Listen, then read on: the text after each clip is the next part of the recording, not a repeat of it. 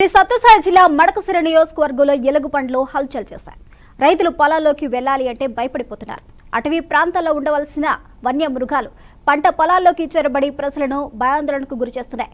అటవీ శాఖ అధికారులు స్పందించి చర్యలు తీసుకోవాలని రైతులు కోరుతున్నారు.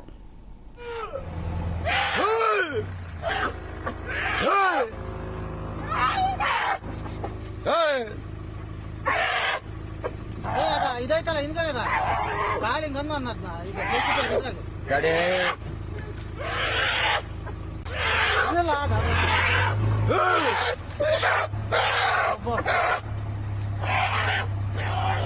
ತಾಡೆ ತಾಡೆ